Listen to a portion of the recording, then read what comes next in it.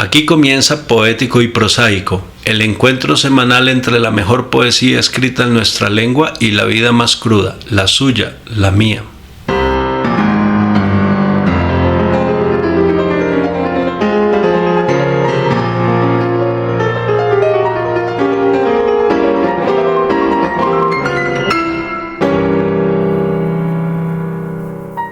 Bienvenidos todos al segundo capítulo de Poético y Prosaico, segunda temporada.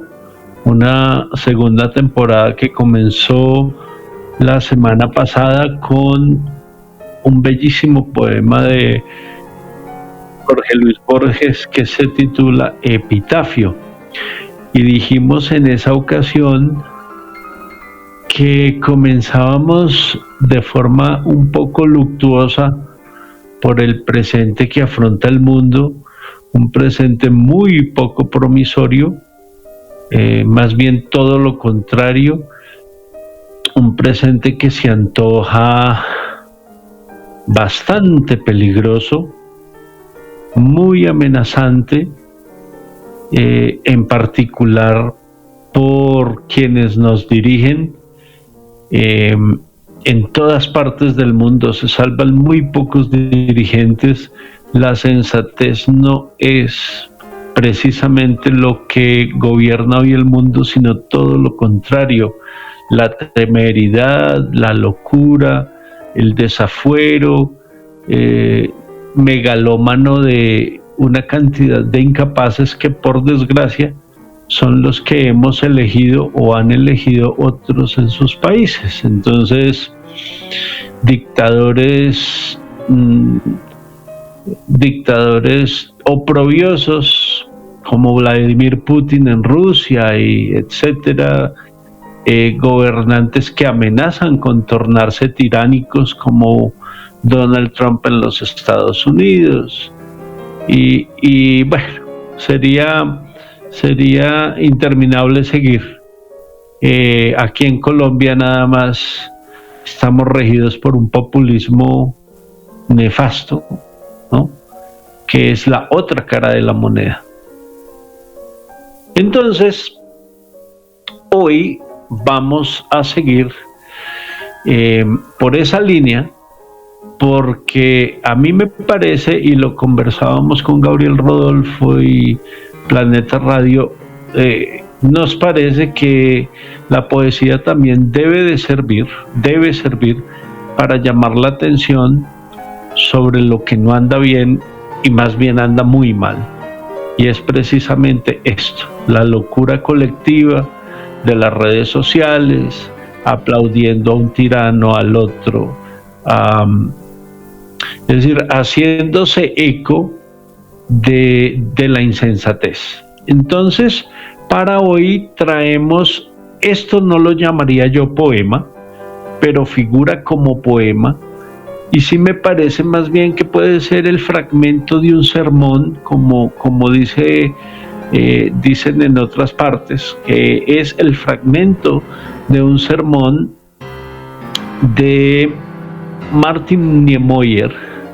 En alemán creo que se pronuncia Niemoya, pero se escribe así: Niemöller con doble L y O diéresis, una letra que no tenemos en español. Se llama Primero vinieron. No hay nada que explicar del poema, si se lo toma como poema, porque es muy explícito, y más bien lo que sí debemos hacer es ubicarlo en nuestro presente para saber en dónde estamos parados. Dice lo siguiente: Primero vinieron, de Martin Niemöller. Cuando los nazis vinieron a llevarse a los comunistas, guardé silencio porque yo no era comunista. Cuando encarcelaron a los socialdemócratas, guardé silencio porque yo no era socialdemócrata. Cuando vinieron a buscar a los sindicalistas, no protesté porque yo no era sindicalista. Cuando vinieron a llevarse a los judíos no protesté porque yo no era judío. Cuando vinieron a buscarme, no había nadie más que pudiera protestar. Ahí no hay nada que entender, porque todo está muy claro.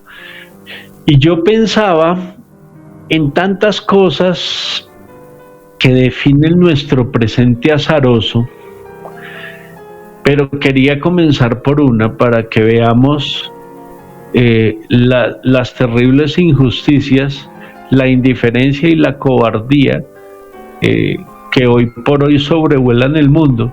Yo pensaba, por ejemplo, en la cantidad, los miles de latinos, comillas legales, inmigrantes, comillas legales, de negros, yo no los llamo afrocolombianos porque eso es un eufemismo, yo soy ciego, ellos son negros y punto.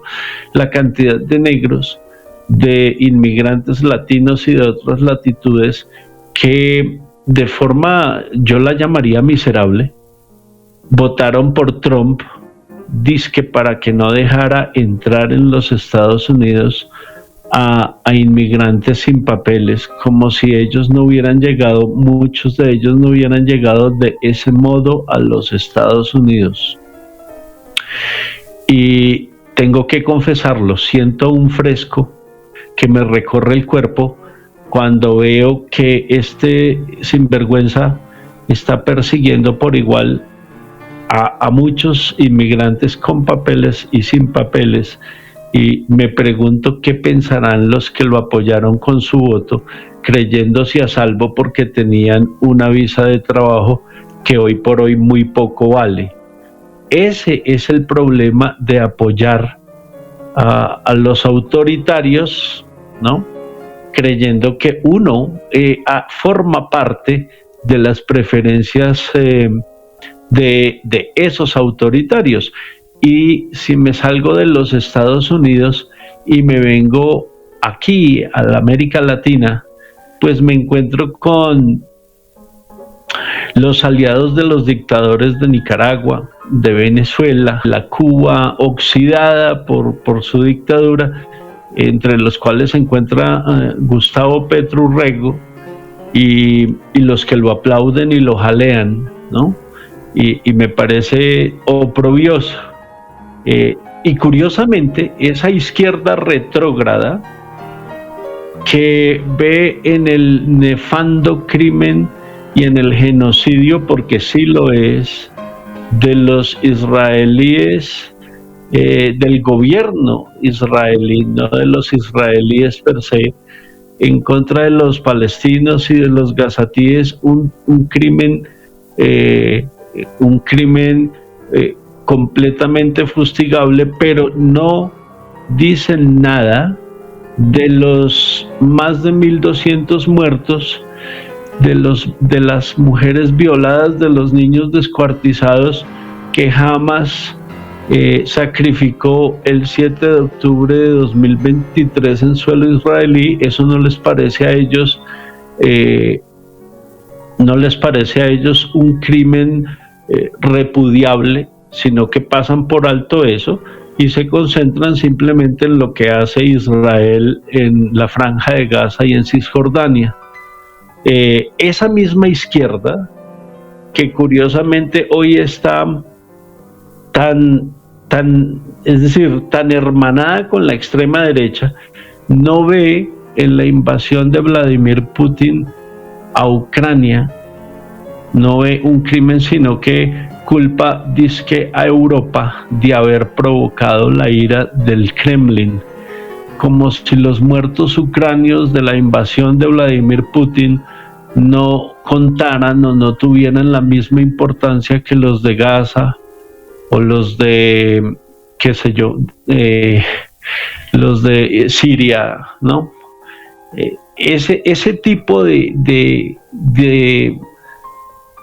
rabias casi que exigen muertes, matanzas equivalentes en donde se perpetren. Es decir, yo no puedo comprender cómo la extrema derecha justifica el genocidio de Gaza, hace muy poco caso de la invasión a Ucrania, pero se enfada, por ejemplo, con la dictadura de Nicaragua, con la dictadura de Cuba. Entonces uno dice, ¿quién les puede creer que de verdad los mueva el dolor genuino por el sufrimiento humano? Yo no les puedo creer. Entonces, cuando traemos a colación este fragmento, esta parte de sermón de Niemoller, lo que queremos es simple y llanamente resaltar es cuando de verdad uno está en contra de las matanzas, tiene que estar en contra de la muerte en cualquier parte del mundo y no simple y llanamente dejándose llevar por la ideología. Niemoller no justifica a nadie, empezando porque no se justifica él mismo. Él apoyó a los nazis en un primer momento y después lo pagó con cárcel y se arrepintió sinceramente. Entonces, llamemos a esto que estamos haciendo aquí como un llamado, digamos, es una invitación a que nos examinemos nuestra conciencia, y si nosotros o yo particularmente apoyara a Putin con su invasión a Rusia, tengo muy poca autoridad moral para hablar con rabia o con dolor de lo que sucede en Gaza. A mí me duele tanto el ucraniano de a pie como el gazatí que está muriendo de hambre y bajo las bombas de Netanyahu, pero también me duelen las mujeres violadas, los niños descuartizados por Hamas en Israel, y me duelen los inmigrantes sin papeles que ya no pueden entrar a los Estados Unidos y los con papeles que son expulsados de cualquier manera y con violencia, pero me duelen los que no votaron por Trump en los Estados Unidos, los que votaron por los demócratas sabiendo quién llegaba al poder. Cuando los nazis vinieron a llevarse a los comunistas, guardé silencio porque yo no era comunista. Sería un ejercicio interesante, y es lo que trato de hacer en una de las preguntas que les voy a leer a continuación. Sería muy interesante acomodar este poema o este sermón a la actualidad nuestra, para que cobre otra vez vigencia. Este poema nunca va a dejar de ser vigente por las verdades tan descomunales que nos tira a la cara.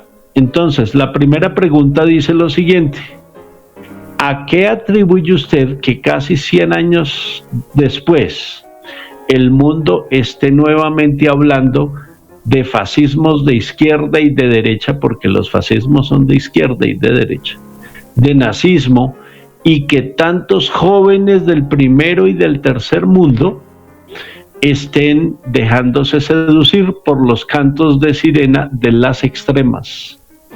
La número 2, partiendo del hecho más que irrebatible de que este poema, entre comillas poema, de Niemoller va a estar vigente hasta el fin del antropoceno.